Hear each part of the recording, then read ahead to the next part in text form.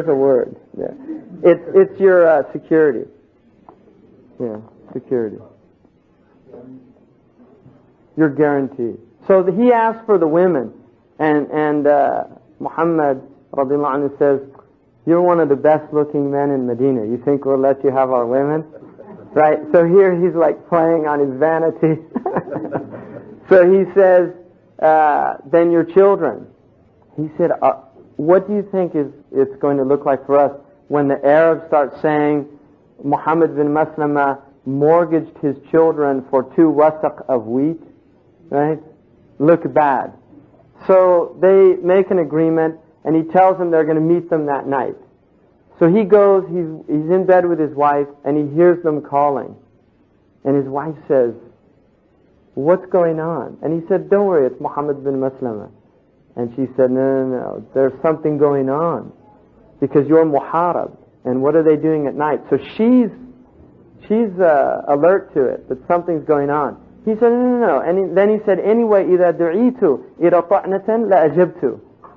You know, in other words, his ubbaha, his pride says, even if I was calling to get stabbed, I have to answer.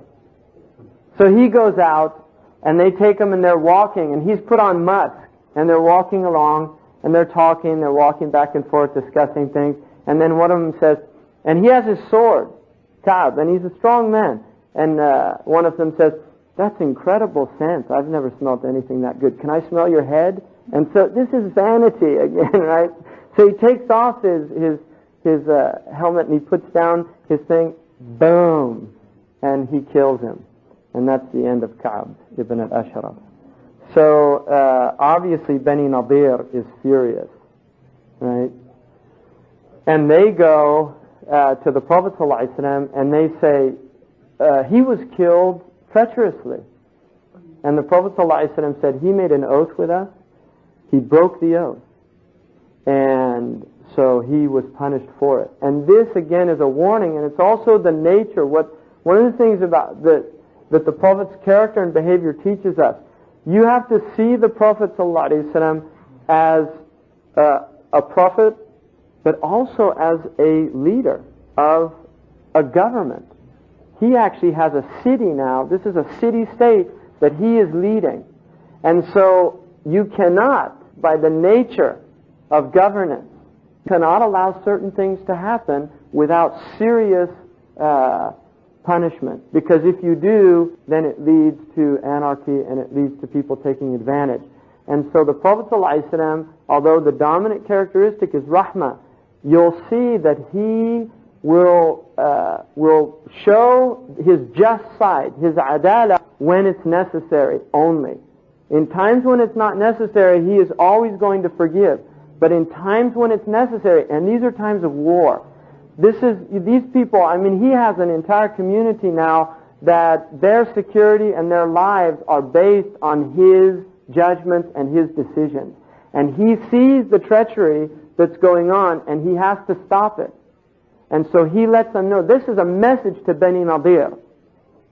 If you make oaths and then you break them, then this is your reward, because this is khiyana. And the Arabs know this, because these are Jewish Arabs, right?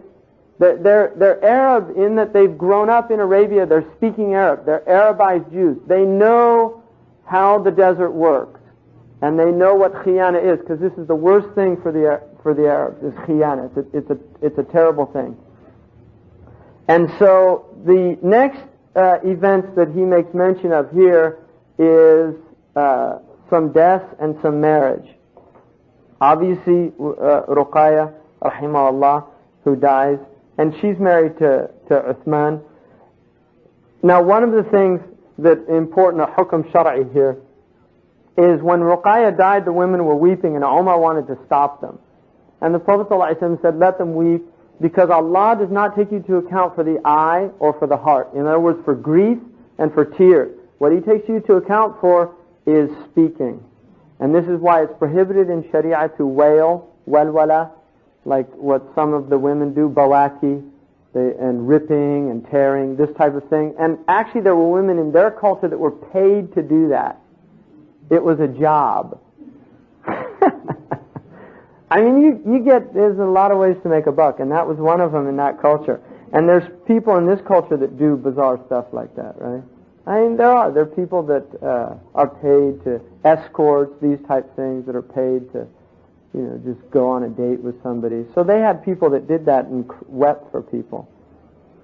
And now another big event is Sayyidina Umar and Abu Bakr both asked for the hand of Fatima.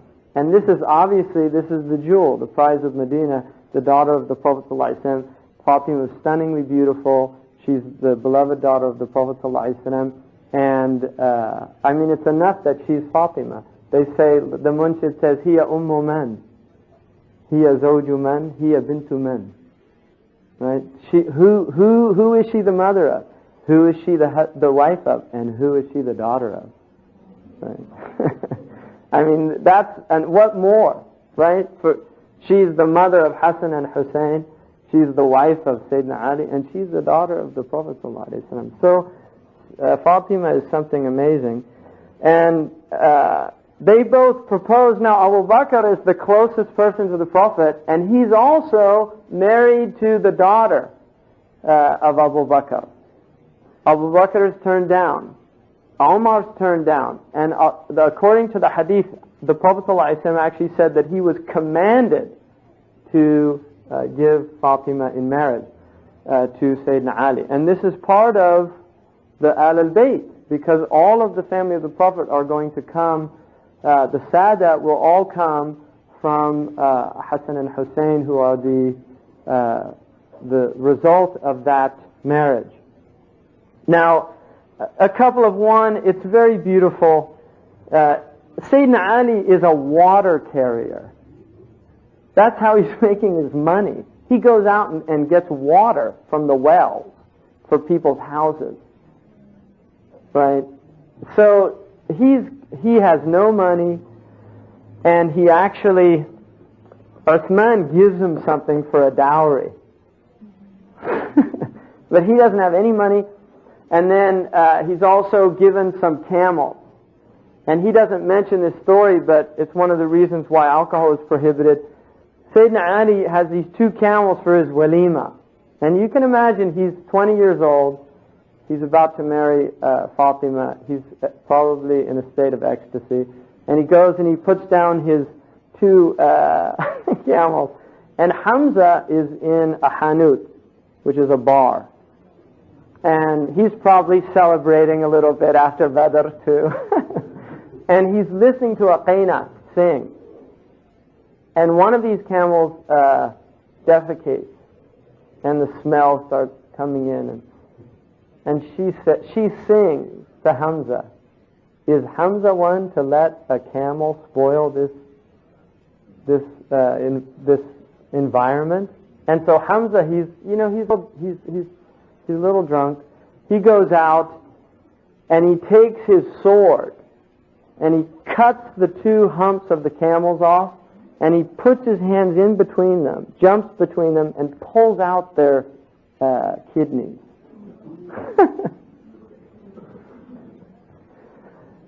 Sayyidina Ali comes, and there's his wedding feast, right? And he goes in and he sees Sayyidina Hamza and blood on his hands, and so he goes to the Prophet ﷺ. He tells him what happened. The Prophet ﷺ goes in and he says to Hamza, "What did you do?" And Hamza, he's drunk. He doesn't know what he's saying. He looks at the Prophet and he says, وَهَلْ أَنْتُمْ إِلَّا عَبِيدُ آبَائِنَا? Are you anything other than the servants of our fathers? So this is a Jahiliyyah boast. And the Prophet, when he hears that, he leaves the room. And he goes.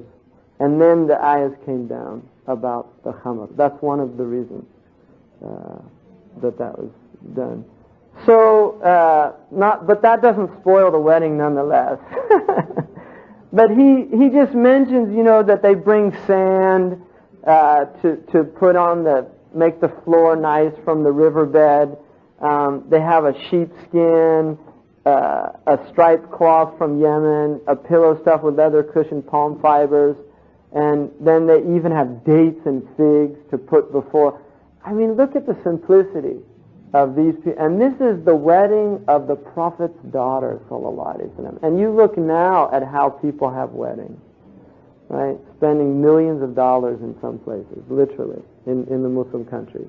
And this is the wife of the Prophet sallallahu alaihi wasallam, the daughter of the Prophet sallallahu alaihi wasallam, and the wedding is so simple.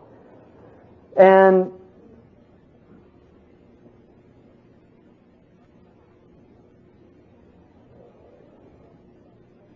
another thing about the Prophet, the Prophet did make mu'akha with Ali, Sayyidina Ali. When he made mu'akha between the Ansar and the Muhajirin, he took Sayyidina Ali as his brother. And they were both Muhajir, so it's a very significant event. Now, another thing that happens is Hafsa's daughter, Hafsa, the daughter of Umar, her husband Khunais dies, and he had immigrated to Abyssinia. And so Hafsa now, she's 18, she's also a very beautiful woman, and she is, Umar offers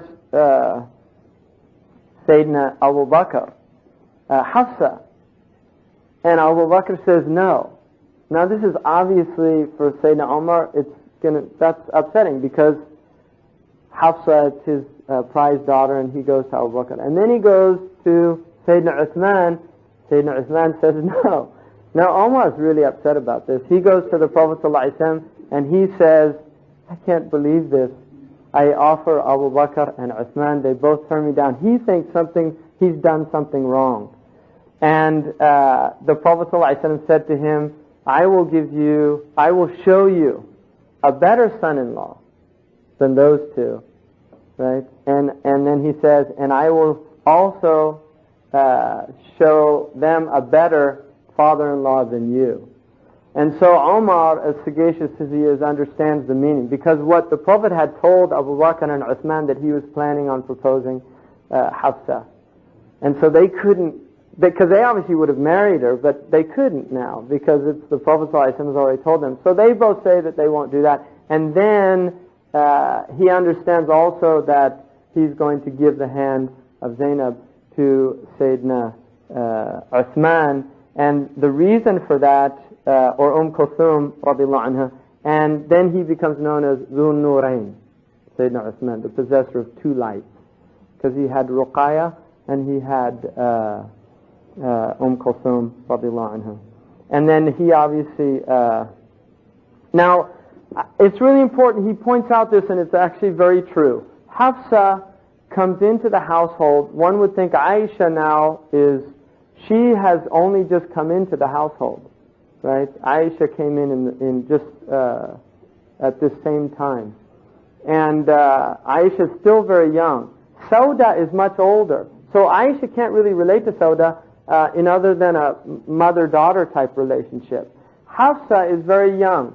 So she comes in and they actually bond. And they will become very close. And there's, they have their adventures together. But they actually become very close. And so there's no disharmony in this event of marrying Hafsa. Now another really important event happens, and that is the death of Uthman ibn Mad'un, who was one of the leading, he was a very up-and-coming member of Quraysh. And he became Muslim, as we remember early on. He was one of the closest people to the Prophet. The Prophet ﷺ loved this man deeply, and he was known to be Azhadul Sahaba. He was the most ascetic of all the Sahaba. One of the famous stories about him was his wife actually went to the Prophet ﷺ, his wives, wearing really poor clothes and in a real state. And they asked her what was wrong, and she said, Naharahu sa'im wa layluhu qa'im. He just fasts all day and he prays all night. Right? So this is like a darwish. She's complaining that this is somebody who's completely disengaged from the world. And so the Prophet ﷺ actually calls him and says, أَلَكُمْ فِيَ قُدْوَةٌ? Am I an example for you? And he said, جَعَلْتُ فِدَاءَكَ يَا رَسُولَ اللَّهِ, I'm your ransom. You're my qudwa. And he says, إِنِّي أَصُومُ أُفْطِرُ وَإِنِّي أَنَامُ وَأَقُومُ. I fast and I break my fast, and I sleep and I pray. وَإِنَّ لِجَسِكَ عَلَيْكَ حَقًّا, and your body has a right over you. وَإِنَّ لِأَهْلِكَ عَلَيْهَا حَقًّا, and your wife has a right over you. Right? So Uthman then, the next time he's seen, he's actually wearing nicer clothes and some scent. But he's obviously doing this not because he wants to, that he's just doing what the Prophet told him, and his wife is actually very happy too, because now he's fulfilling his obligations to his wife as well. Another thing, he was very close friends with Al-Walid ibn al-Mughira. They were very close. And he said that the reason that he became Muslim was because the Prophet ﷺ used to constantly come to him, وَيُلَحْوَ عَلَيْهِ. He would tell him, become Muslim, become Muslim. And he said, I finally got to the point where I was too ashamed of seeing him like this, coming to me, wanting me to... So I just told him, La ilaha illallah Muhammad Rasulullah. And then he said, but one day I was with him and he recited, إن الله يأمر بالعدل والإحسان وإيتاء ذي القربى وينهى عن الفحشاء والمنكر والبغي يعظكم لعلكم تذكرون. And he said, استقر الإيمان في قلبي. When he heard those ayahs, Allah commands to justice and ihsan and forgiveness and giving and kinship bonds وإيتاء ذي القربى, and he prohibits fahsha and munkar, evil things, and then Allah, He's exhorting you that perhaps you might remember. He said that when he heard those ayats, Iman came into his heart and he wanted to go tell Al-Walid. And part of the reason was the eloquence of the ayahs is extraordinary. I mean, the whole Quran is eloquent, but there are certain ayahs, obviously, that are these kind of comprehensive. They contain so many meanings in them, and this is one of those verses. So he went to Al-Walid and he said, you have to hear this. And so he recites to Al-Walid the ayahs, and he said, Idha, which is what the Jahili Arabs said when they heard a good line of poetry that they really appreciated. And they still say that. The Arabs do that. If the poet is giving, they'll say, Id, right? And so he repeats it again, and he said, Inna laha la halawa, wa inna alayha la talawa. These words have a sweetness, and they're embellished. And then he said, وَإِنَّ أَسْفَرَهَا لَمُورِقٌ. And the bottom part of these words brings forth beautiful foliage. وَإِنَّ أَعْلَاهُ لَمُثْمِرٌ. And the height of these words is fruitful. And then he says, لَيْسَ هَذَا كَلَامُ الْبَشَرِ. This isn't the words of a human being. And he almost became Muslim, and obviously he's told by Abu Jahl and others that he's being bewitched. So he never does. The other thing about Uthman radiallahu anhu, when he was buried, and he points this out, the Prophet actually went to him and kissed him when he was lying in state. He went and kissed him, and then he said, Ya Uthman, ma asabt ad-dunya wa ma asabat ad-dunya minka. You didn't touch the dunya, and the dunya never touched you. And then his wife, when she saw that, she said, Hani'an ya Aba Sa'ib. His name was Abu Sa'ib. He said, Hani'an ya Aba Sa'ib, al-Jannah. And the Prophet looked at her and he said, Ma ilmuka bihada. You know, where'd you get that knowledge? Ma ilmuki bihada. Where'd you get that knowledge? And he said, بِحَسْبِكِ إِنْ قُدْتِ كَانَ يُحِبُّ اللَّهَ وَرَسُولُهُ. He said, where did you get that knowledge? And he said, Ya Rasulullah, كَانَ يَصُومَ النَّهَارِ وَيَقُومَ اللَّيْلِ. He used to fast all day and he'd pray at night. And the Prophet said, it's enough for you just to say he loved Allah and His Messenger. And this is an important lesson, because what the Prophet ﷺ was teaching here is that we do not say about Allah what we don't know. And this is really important. Anybody that we do not say anybody other than who Allah and His Messenger have said is in paradise. We hope that people are in paradise, and we have a good opinion, and many of our scholars and our martyrs and our righteous people have been seen after their death by many of their companions and other people in paradise, giving them bushra. So, and we should believe that, like Imam Nawawi, Imam al-Ghazali, Ibn Hajar, and hopefully our relatives who are Muslim and these things, we should believe that and have a good opinion of Allah. But we don't say what we don't know. And that's why only Allah and His Messenger can tell us who is in paradise and who's in hell. No one else can make that. Can you please tell me the surah and the ayat number that you said? About what? About Hazrat Usman bin brother. إن الله يأمر بالعدل والإحسان. No, the other one that was justice and yeah, that one. What surah number?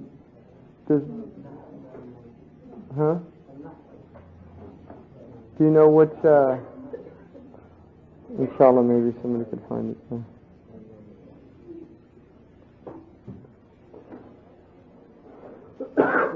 Now, another thing that he mentions, which is important also, is that Umar, when Uthman ibn Mad'un died, Umar said he actually fell in his estimation.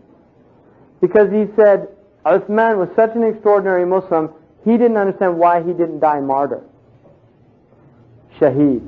And so he just said he fell in his estimation. Now, Umar admits later on when the Prophet and then Abu Bakr sallallahu alaihi wasallam, neither of them died on the battlefield. Sayyidina Umar realized, he said it was stupid of him to think that, because even the best of creation didn't die on the battlefield. In other words, that the shaheed's death, the martyr's death, doesn't necessarily mean that it's somebody who dies. There are people who die martyred in their beds. Right? It's verse 90 in Surah An-Nahl.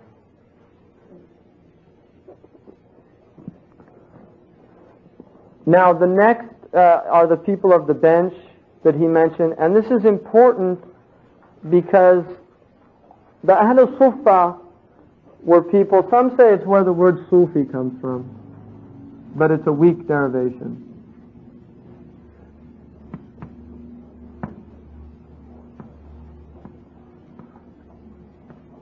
These were people of the bench, Ahl Sufa. And these people, many of them were what we would call now like refugees. People that had either were impoverished when they migrated to Medina, they didn't have any place to stay. They were like homeless people. And the Prophet ﷺ took them in and put them in an area in the masjid. It's actually, if people know the present day masjid, the original Ottoman masjid is like this.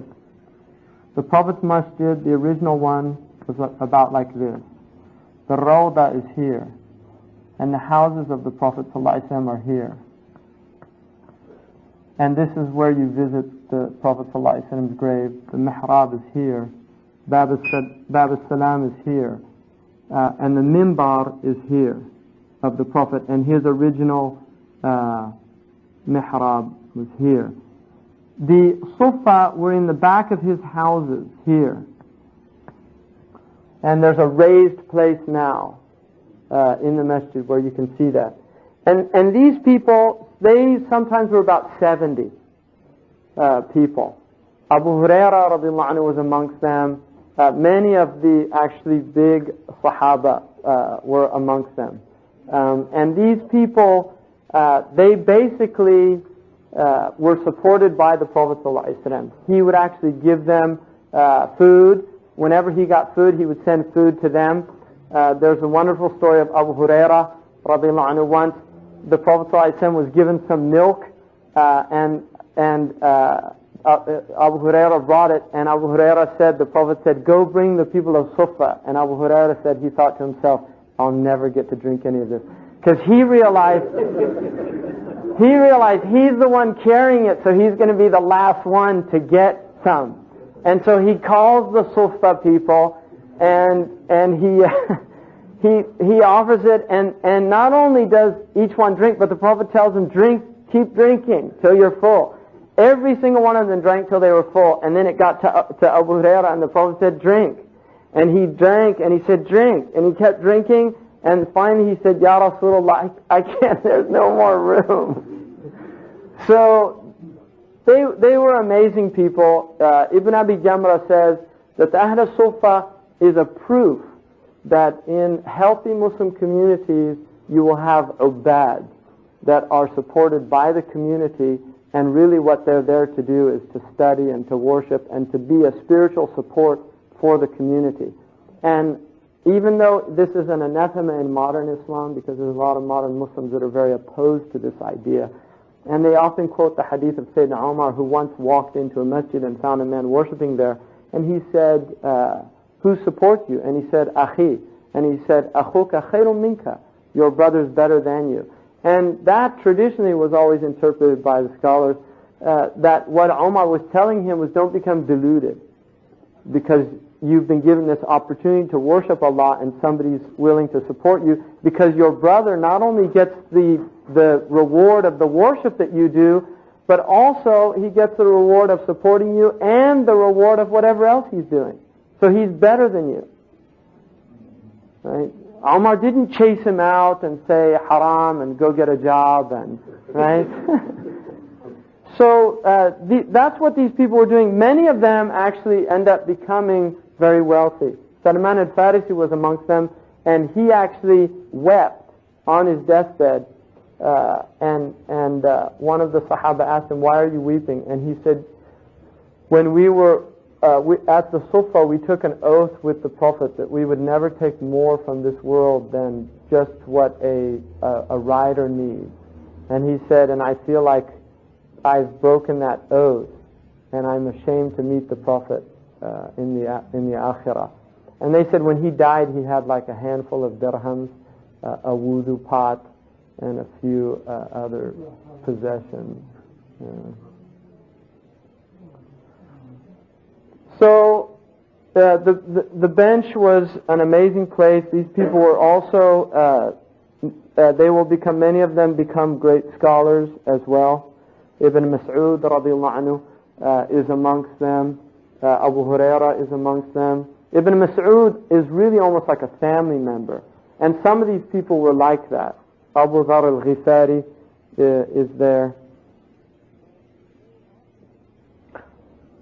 And they were often hungry as well. And Abu Hurairah actually mentions, he said sometimes they would see us roll, the other Sahaba would see them rolling around thinking they were having fits of epilepsy.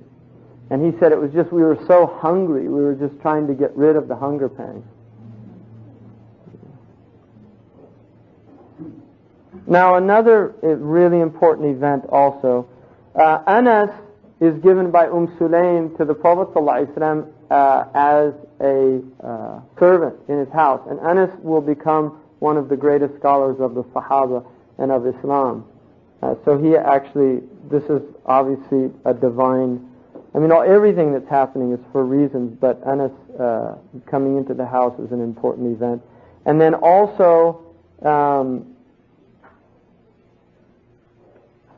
Sayyidina Ali, who's married now to Fatima.